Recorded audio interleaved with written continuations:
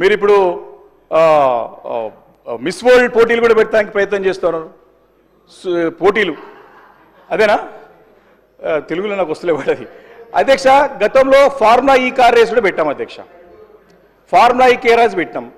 సరే, ప్రపంచం దృష్టి అంతా కూడా మనం ఆకర్షించగలిగినాం. చక్కగా నాకు కూడా మిత్రులు యూరోప్లో ఉన్నారు, యూఎస్లో ఉన్నారు, ఇతర దేశాల్లో ఉన్నారు, అందరూ కూడా ఆశ్చర్యపోయినారు.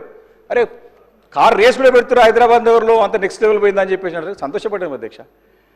అధ్యక్ష, ముఖ్యమంత్రి గారు కూడా ఒక మాట చెప్పినారు, నాకు మంచిగా అనిపించింది. ఇట్లకెళ్ళి ఒలింపిక్స్ మన హైదరాబాద్లో పెట్టాలి 2032 అనుకుంటా. హైదరాబాద్లో ఇండియాలో పెట్టాలని లక్షల కోట్ల రూపాయలతో పెట్టాలని సంతోషం. అధ్యక్ష, ఫార్ములా ఈ కార్ రేస్లో 50 కోట్ల రూపాయలు ప్రభుత్వం నుంచి కంపెనీకి పోయినాయి. క్లారిటీ కంపెనీని ఒప్పుకుంటుండు, దాన్ని మళ్ళీ ఎక్స్టెన్షన్ చేయమని అడిగితే సరే ప్రభుత్వంకి ఇష్టం లేదో మరి ఏమైందో మరి ఎందుకు క్యాన్సిల్ చేసుకుందో తెలియదు.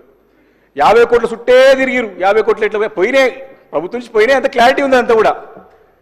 అంటే 50 కోట్ల గురించే కంపెనీ పోయింది, ఒప్పుకున్నాడు, మళ్ళీ ఫార్మా ఈ కార్ రేస్ హైదరాబాద్ పెడదామని చెప్పేసి ముందుకు వచ్చినాడు. కానీ మనం దాన్ని ముందుకు పోలేదు.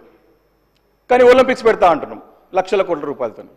ఏమని సందేహం వస్తుంది అధ్యక్ష? నాకు ఒక సామెత గుర్తుంది అధ్యక్ష, గూట్లో రాయి తినేవాడు ఏటి రాయిస్తాడని చెప్పాడు. గూట్లో రాయి తినేవాడు ఏటి రాయిస్తాడంట. అంటే నీకు ఫార్ములా కేసు పెట్టి నీకు చేతగా ఇప్పుడు ఒలింపిక్స్ ఎట్లా పెడతారు అధ్యక్ష? ఇట్లా 50 కోట్ల చుట్టూ తిరిగిన ఆయన లక్షల కోట్లు పెట్టి చేయగలుగుతాడా? సందేహం అధ్యక్ష, ఒక అనుమానం అధ్యక్ష. స్కిల్ యూనివర్సిటీ గురించి మంత్రి గారు చాలా ఇంట్రెస్ట్గా